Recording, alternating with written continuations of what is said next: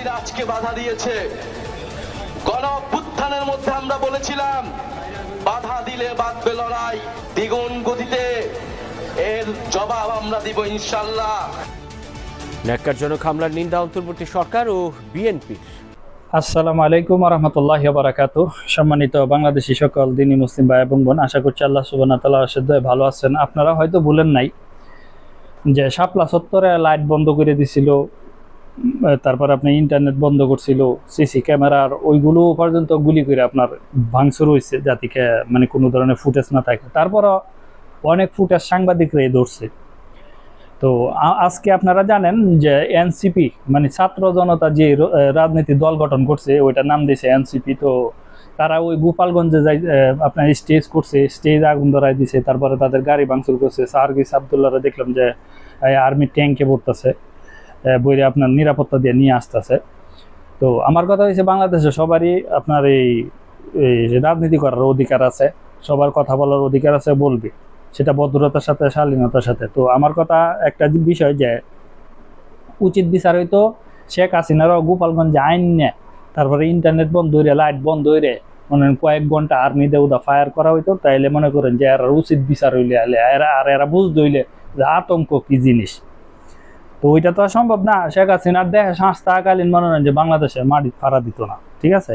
তবে বাংলাদেশে এরা ঢুকবো বিএনপির মাধ্যমে। আপনারা সদা সর্বদা সজাগ থাকবেন। আওয়ামী লীগ বাংলাদেশে বিএনপির মাধ্যমে আইবে, যদি বিএনপি ক্ষমতা দেয়। ওতে বাংলাদেশের সর্বস্তরের সাধারণ মানুষরা বলবো যে আপনারা এনসিপি বা জামাত যারা আছেন, আর চরমনাইরে একবারে মানে বাংলাদেশের বাইরে রাখতে হইব।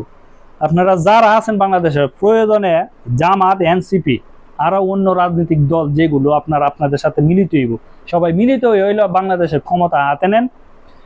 আর বিএনপির ক্ষমতায় আইতে দেওয়া হইব না। এরা ক্ষমতায় আইলে আওয়ামী লীগ আপনার বাংলাদেশে ঢুকবো।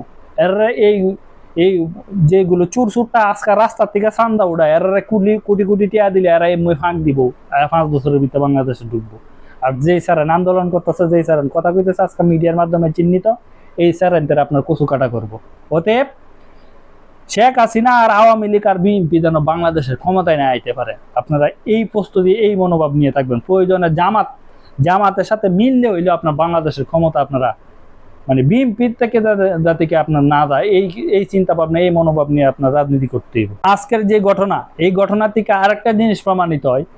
এই গোপালগঞ্জের মধ্যে শেখ হাসিনা সন্ত্রাসী লালন পালন করছে 17 বছর। শুধু 17 বছর না, এই দেশ স্বাধীন হওয়ার পর থেকে আপনার সন্ত্রাসী লালন পালন হয়েছে এই গোপালগঞ্জের মধ্যে।